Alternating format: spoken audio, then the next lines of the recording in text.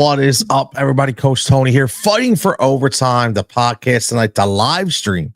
This will be podcasted later, as always. Make sure you're following at Fighting for Overtime on all your platforms: TikTok, Instagram, and most importantly, YouTube. Get over to that YouTube station because right now that's where we're streaming live, and we'll continue to stream live. And all the podcasts will be on YouTube as well as Podbean, Spotify, Apple. I want to give a shout out for everybody who's been reviewing the podcast. Greatly appreciate it. It's been fantastic. It really has. I tell people that all the time. We can only continue to build this community if people continue to support the community and contribute in many different ways. It's Saturday night, and I came across a pretty interesting topic. Now, I follow a lot of different things and trying to get some really good stories. Obviously, when the guests come on, it's fantastic. As always, as I'm doing this right now, check it in. Any kind of youth sports discussion point you have, debate topic, experience, it's open mailbag conversation while I'm talking here. And like, again, as always, this will be podcasted later on. And I came across an article which I think is pretty big, and it's from USA Today, and it says youth sports business model hurts kids. New poll shows parents are fed up. It was by Will Johnson, an opinion contributor, which I will put in the comments so you can read the article when we're done. It says parents want a youth sports system that prioritizes childhood development, family balance, and accessibility. That's huge. Right there, I'm going to tell you something right now. It's a huge statement because I think that's what a lot of people are searching for right now. And a lot of it does not exist. Let's be honest. A lot of it does not exist. We want it to exist, but it doesn't exist. And some of the viewpoints that are discussed in this article, almost 8 in 10 parents support reducing travel, while 72% want a model with fewer games and more practice. So you see the topic, sideline stress. How can youth sports create tension at home? And I think anybody that's listening to this now or listening to this later all know that youth sports has become a monster. It was a monster when I coached. It was a monster when my kids played. And it's becoming even a bigger monster right now. And the problem is it sets a divide and a strain and an enormous amount of tension within a household. And that's what this article is alluding to. Because what it talks about is a lot of stuff that goes behind the scenes that the normal person doesn't see. Now, one thing about this podcast that I've always talked about was we're not going to be able to change things. We're just not. They're going to continue to spiral and go in different directions. But what we can do is raise awareness and allow the up-and-coming parents, the up-and-coming sports parents to understand what to expect, at least prepare a little bit if they can. Listen, a lot of it's going to slap you right in the face. It's the way it works in this day and age. However, if you're able to at least have just a minimum amount of understanding on where it's headed and why it's headed that way, I do think that you will be better off as you become growing within this ecosystem. Now, what a lot of people don't realize is we all know about obviously the financial strain that a lot of these sports are putting on families. It's become increasingly expensive, not just for the registration fees, but for the tournament fees, for the meal plans, because listen, you have to talk about meal plans, the nutrition, the training, the stuff at home, just the time, right? You see what it just said. Let's go back to the statement. Almost 8 in 10 parents support reducing travel, while 72% want a model with fewer games and more practice. So the model of saying They want to reduce the travel. It's because of the strain. It's because of the strain. Listen, I know for a fact if you get and talk to parents that are AAU parents that are traveling every single weekend. And listen, shout out to all those parents that I know that are in the system now or have gone through the system and have I know I see it right now. A lot of memories saying it's your last season or this season's over. But one thing you're probably not going to miss is the strain it put on you. Obviously, you have good memories. Let's be honest. It's memories and moments. Understand that. But what they don't tell you is the wear and tear on your vehicle. They don't tell you about the enormous amount of gas mileage that you're going to have to use. They don't tell you about the ridiculous hotel price stays that those hotels that are jacking up those prices 2 to 3 times. And the crazy part about this is, and a lot of this article alludes to it, is how it's such a business now. It's such a business. And because it's a business, and because of the equity that's coming in from all and the revenue of all different sides, make no mistake about it. A lot of those tournaments at that time are working hand in hand with those hotels. Yes, they're working to make sure there's rooms, 100%. And they do a great job with it. There's nothing better than having a whole row of rooms that are all next to each other for families to be able to book. It's great. However, the prices that were $100 a night, they're now $300 a night. Make no mistake about it. 20 or 30% of that hike is going right into their pocket. And guess what? 20 or 30% is going into that tournament's pocket as well. So this is a moneymaker for all the wrong reasons, in my opinion. And unfortunately, it's going to continue down that road. Now, let's read another quote. It says nearly 9 in 10 parents believe it is important. That's 89%. It is important for the child to enjoy playing sports. Talked about this before. We've talked about, is there fun in youth sports anymore? We've talked about, what is the balance of fun and competitiveness? We've talked about this over and over again, but now this is the 89% of parents, man. This is a big time number of parents are actually showing out. They're actually letting their opinions hurt. 61% of parents believe that youth sports organizations prioritize profit over purpose. That's a huge statement. Profit over purpose. Think about it. Very, very simple. It's a money game, right? It's a money grab. A lot of it is a money grab. And a lot of people, listen, in the beginning, nobody's looking at that. Nobody. Right away, you're just thinking this is how much the stuff costs. But no, this is a money grab.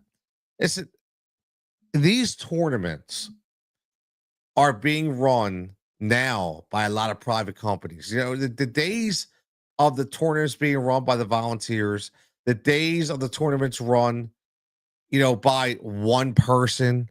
I remember, and I don't know if he still does it, but I always thought he did a fantastic job.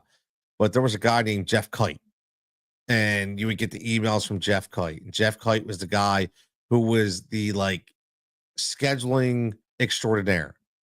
He was the guy that put everything in together. He was the guy that took all the tournaments to make sure none of them were conflicting with different areas. He did all the scheduling, and it was amazing, amazing job. But think about the way that all this is starting to unfold. Now it's too much for that single person. Now the demand is too much. So because the demand is too much, now you have to pay. And if you're going to have to pay, what's that going to do? That's just going to continue to rise those funds. Continue to rise those funds. And what I mean by funds is not funds that you're getting, funds that you're shelling out. It's going to continue to rise all those, or I should say raise all those funds that used to go back into these programs. That doesn't happen anymore. Doesn't happen anymore. Everything is a money grab. Make no mistake about it. You can sit there and talk about how great the program is. You can sit there and talk about how great the relationships you have, and that's all well and good. However, if you cannot be honest with yourself and understand that it's a money grab, guess what? Then you're lying. Okay? Then you're lying. Unfortunately, listen, I hope that you get a great experience. I do. I hope that you get a great experience. The problem is sometimes, again, based on this article, it doesn't always happen that way. Okay. I want to read you some snippets of this article because I think they're huge. Obviously, this one, again, youth sports is a $40 billion a year industry with tens of millions of American kids participating in all sports. We get it. But again, industry, emphasis on the word industry, it says.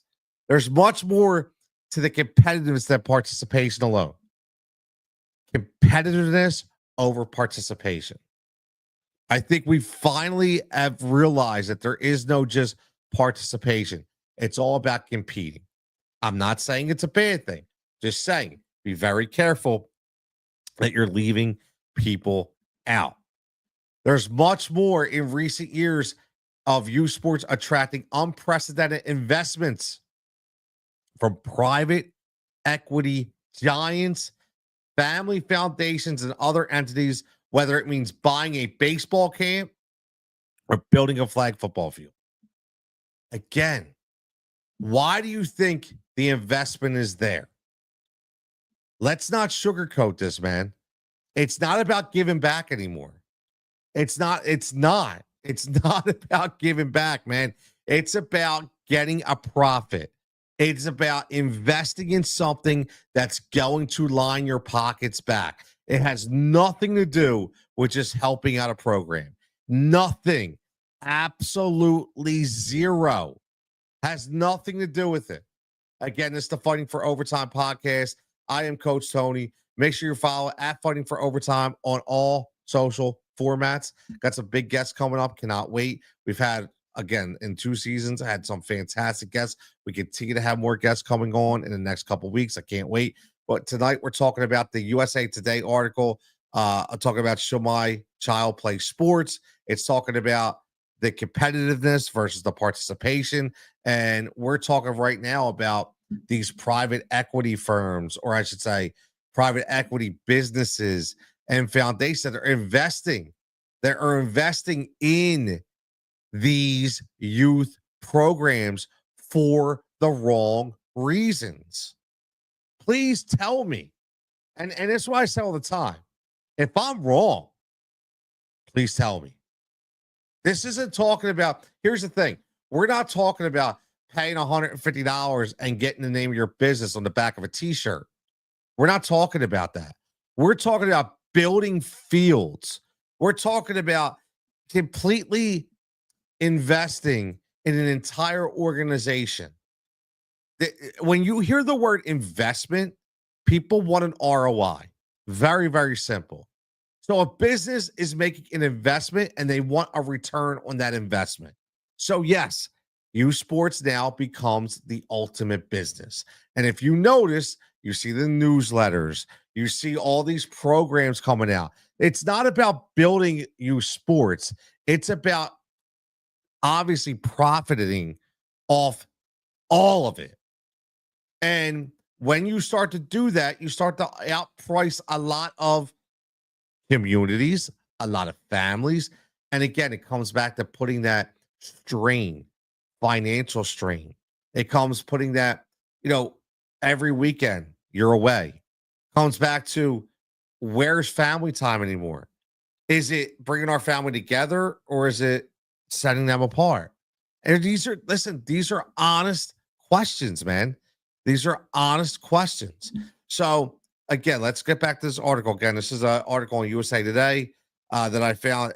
Youth sports have become a big business. It says sky high investments are creating entire youth leagues from scratch, attracting boys and girls. This is what I'm talking about. It's not our parents' youth sports system where local offshores offshoots of Little League Baseball and Pop Warner reign supreme. It's an entirely new ecosystem, bringing big bucks and forcing families to pay up. Again, where kids see a slim chance to turn pro one day, there is also cautious optimism about a return on investment via college scholarships or NIL checks. Uh, Listen, this entire article, again, what's the number one word? It's not about the kids, it's not about the programs, it's about the money. Simple. It's about the money. And the strain that it creates, the tension at home cannot be understated. It just can't be. You have to think about this way. Think about if you let's go with like the perfect scenario here. Okay. We'll talk about the perfect Brady Bunch scenario. You have mom and dad, and you have two children. Dad works full time. Mom's got a career as well, right? Dual careers, both working full time. Somehow, some way, we'll go 10U. Okay. Somehow, some way, got to get their kid to the baseball field every single day, or get them to training, or get them to a game. Somehow, some way. So there's the first tension right there. It's who's going to do it, who's going to leave work early, who's going to take off, who's going to be able to coordinate the rides. Listen, it's a lot of stuff. And I'm not saying that it's a bad thing, but what I'm saying is indirectly, it automatically creates tension. And remember something, it's different if it's only twice a week. But we are talking about 6 to 7 days a week. That's tension every single day. And it's a trickle down effect that when mom and dad have the tension, it's going to be felt felt by the kids. Very simple. It's a very simple concept. So what then happens? Now it affects the player. Now it affects the mental health psyche. Now it affects the mood. Now it impacts the way you play on the field. This tension again is huge. I always talk about a lot of instances, that I brought up. I'll give you one. And again, a lot of these stories, they hit home to me. That's why I like to talk about it, because I remember as a coach, a lot of these scenarios that I dealt with. I dealt with a player, and let's just say player A, right? So player A came from a broken family. Mom and dad didn't get along. I don't know if they were divorced or separated. Doesn't matter, right? It's just they just listen. Sometimes adults get along, sometimes they don't. I'm not faulting anybody here. I'm just saying they didn't get along. So nothing was coordinated. This is before you're talking when kids drive, right? You're talking about a 13-year-old kid. So they got a 13-year-old kid, and all he wants to do is play. That's all he wants to do. He just wants to play. So he had multiple issues before he came to us because there was issues with mom and dad. So we decided to take him, and I'm glad that we took him. It's a great kid. Great kid. Unfortunately, home life, just the tension at home shot a wedge in any of the plans that we have for him. So player A, what would happen is he was, as much as he was committed, the parents weren't committed. And we see this a lot. The parents can't commit, but the child can't commit. And that sucks because the child wants to do it, but the parents can't commit. Now, again, this is a different scenario because we're talking about a broken family. But what sucked about this is every time player A would get momentum, he would take 2 steps back. Something would happen at home. Something would happen that was beyond his control. Right off the bat, what would happen? It would spiral. It would affect his mood. It would affect everything. And either he didn't show up, or when he got there, he was worthless, meaning he had nothing left in him to be able to play. And it was all beyond his control. And again, a lot of it came from tension at home. Now, it's a little different. You sports didn't create this tension, right? The parents create the tension. But these are things that a lot of people don't see. And again, like I've said, think about it this way. The reason why I bring it up is because even at a 12 to 13-year-old level, when we talk about commitment and we talk about NIL and we talk about the cautiously optimistic parents that are looking for those scholarships and looking to build a portfolio for their child. Now, guess what? That tension isn't just at home, but that tension creates itself onto the team and onto the sidelines. Because even though player A indirectly is getting screwed over by his parents by not being able to be on the field, now he's getting screwed over again because now, even though we want him to be there, we want him to play. Now people are like, yo, if he doesn't show up, my kid should be playing over him. If he doesn't show up, it's not fair to everybody else. And the bad thing about it is, here's the problem. They're right. I get it. I understand it. But unfortunately, it's not his fault. So this kid gets screwed in both ways. He gets screwed at home and he gets screwed on the team. And this is the kind of stories that you don't really see. This is, again, tension, right? Tension. Yes, it creates tension at home, and sometimes that tension at home, it spills out onto the sidelines. So again, here's player A. All he wants to do is play. And between what's happening at home, spilling onto the sidelines, he can't play. And even if he does, he's already behind the 8 ball. Because you know what? Doesn't matter what he can do. He can't make it right. And it sucks. But again, the reason why I say this and the way it relates to this article is because the days of just having somewhere to play are over. If player A would just had somewhere to play that wasn't built upon returns on investment, that wasn't built upon NIL, that wasn't built upon scholarships, that wasn't built upon anything, just to play, we wouldn't be having this discussion. Then even though that stuff would be happening at home, it didn't matter. It would be like, listen, player A, when you can get here, just get here. We'll figure it out. Now you can't even be like that. It can't be like when you get here, you get here. No, the expectation, right? The expectation is for you to be there. The expectation is for you to be like everybody else. That's the problem. That's the problem. But again, it's an indirect problem. It's an indirect problem, and it's a path and a road that U Sports continues to go down. And I'm going to be honest with you. It's not going to change. It's not. Now, possibly, maybe other leagues will open back up to where it is about having somewhere for these kids to play.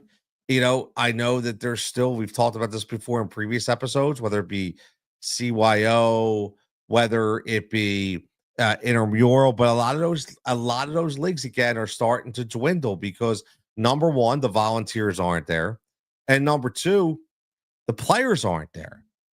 Like there may only be 3 or 4 players in this scenario because there's a quote in this article. I'm going to read it because again, and this is an article on USA Today. It's called "U Sports Business Model Hurts Kids. New poll shows parents are fed up." And it brings about a really good keeping up with the Joneses kind of approach here. And I think that is, again, growing parents. It says, for growing numbers of parents and kids, the feeling is stress, and more stress. And where does that stress come from? A lot of it is we need to keep up with the Joneses. right? We need to keep up with the Joneses. Nearly two-thirds, 63% of parents say their child sports teams travels more than necessary. A burden that hits time-strapped, lower-income families especially hard. I, I can't say it enough, man. I can't say it enough. It is ruining the entire ecosystem of what youth sports was built upon. It's honestly ruining it. Our need to keep up with the Joneses can be a challenge for entire communities navigating a high stakes environment. Think about it. Keeping that's where the strain comes from as well. Is these families that are trying to keep up. They're trying to keep up. So again, I mean, listen, we've said this before. We said it again. We're not going to change it. We just hope to bring awareness to it. But I want to talk about it. And again, when I do these solo pods, I want to keep these under 30 minutes. When I do the interview pods and we bring the guests on, obviously want to keep, probably 30 to 45. But the best part about these podcasts, it gives everybody a voice. So as you continue to listen, as you continue to write the reviews, as you continue to download and subscribe, which is greatly appreciated. I also want you to get into the comments. I want you to, if you don't mind, again, if you want to stay anonymous, that's fine. I have a lot of people that send me DMs and talk about it. But if you have a situation to where this has come up, if you have a point that you'd like to share, are you feeling the sideline stress? Have you felt it in the past? Has it created tension at home? What are some examples of that? I would love to hear them. I would love to hear them. I really would, because again, you're not alone. You're not alone. And I'm out. Like, it's over for me, right? It's over for me. And a lot of people that I know are on their, are kind of on their swan song, so to speak. But now there's a lot of new families that are just starting. And I know that tension and that stress, whether it become physical or financial, is really going to take over. And again, you see anxiety and achievement in youth sports. I say this all the time. The anxiety doesn't always have to do with the kids. Okay, it has to do with the parents as well. See you checking it says, been hearing a lot about this issue. A guy I used to work with informed me about it. Again, it is so real. And it's going to get worse. It's going to get worse. People that have 2 to 3 children, and you're talking about you need a side hustle and a second job just to pay for the registration fees. Just, I say this story. I'll tell you a quick story before we get out of here too, about talk about tension. So what happens when you have 2 kids playing in 2 competitive travel programs, and they're both 6 to 7 days a week? You're talking practices, you're talking trainings, you're talking games, you're talking tournaments. What happens if you have 3? I remember back in the day, listen, I only had one other person to drive. It was me, my wife, and I would get my dad on board. It was like, let's bring up a system to where all 3 of us are drivers, right? We had to figure out, there's plenty of times my dad would take my daughter to a tournament, and I would be taking my one son to a tournament because I coached that team, and then my wife's taking my other son to a tournament. So there's 3 of us going in 3 different directions. Now think about, not everybody has that support system. Not everybody has that. There goes your tension at home. There goes the stress. Parents deal with a lot of freaking stress when it comes to youth sports, man. A lot. Sia says, I also don't understand how parents keep up with the tournaments and travel, not just the financial part. Exactly. The actual time element. The time element is so understated when we talk about youth sports. The time, and it just doesn't have to talk about field time. It doesn't just have to talk about training time. It just doesn't have to talk about playing time. You're talking about everything that has to be done at home, from the scheduling to the nutrition to the registration to the paperwork to the wash, right? I mean, listen, it all has to do with it, man. Like your life is literally taken over. I will be honest with you, I miss the hell out of it. I do. I was on the go every weekend. Me and my wife just had a conversation tonight. And I said, "Well, it's 1 o'clock on a Saturday afternoon. I'm floating around in my pool, and I'm saying, remember like 10 years ago where we were at this time? Like we every weekend, like people were like, man, you are always on the go. I was in different states every weekend, different cities, different townships, all over the place, all over. And at that time, again, I'm working crazy hours, shift work, sleeping in my car, trying, between games, trying to get to where I need to go, working 16 hours, going back to work. The wife's working. Like I got the dogs, who's dog sitting, who's taking the dog out. Like there is a lot. There is a lot, man. It is so different. And again, it's because it's been built and under a different ecosystem. Very, very simple. It's been built under a different ecosystem. So again, if you're out there, if you're listening, when you listen to this on podcast, if you again, I greatly appreciate. I want to hear your stories. I want to hear the stress that you deal with, the tension that you've had. I know I have somebody, a dear friend of mine, who has told to me over and over and over again about the AAU strain, about the AAU strain, about how much it puts a strain, on it. And listen, this person's a single parent, right? So what about when you're a single parent and you have not just one, but maybe two kids in travel programs? What if you're a single parent and you have three kids in a travel program? Shit, what if you're a single parent and you only have one in a travel program? And now we talk about the financial strain over everything. So again, it's a shame it's come to this, but it has. It's not turning back. It's going to continue to go down this road. Now, there are a lot of programs that I find, a lot of nonprofits out there that are trying to start and build things to where kids have an opportunity to play without the tension, without the stress, because not everybody does want that, which I think is fantastic. So I'm hoping to have a couple of those programs on in the next couple weeks. I will say this, I do have, I'll show it on the screen right here, coming up in a couple weeks. That is awesome book, Guiding Your Child's Athletic Journey. Okay, right there. And it is by Alex Compton and Kevin Delafu, okay, by Wisest Learners. And it's a fantastic book. I've been reading it. I'm about halfway through.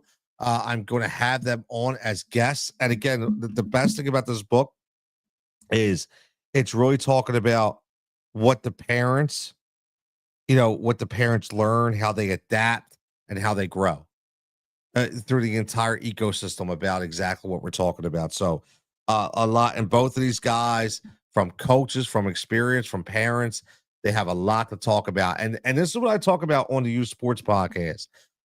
I want real stories, and that's what I think is great about it. You're going to hear from real people. You're going to hear from me. Listen to stories that I tell. These are 100% authentic, realistic stories that I dealt with in my 20-year career.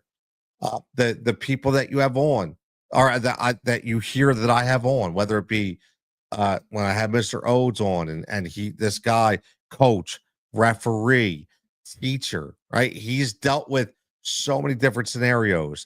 When I had former players on, and Noel and Taylor, my daughter, and the stuff that they talked about, the mental strain that they dealt with, some very, very interesting stories that we heard from them.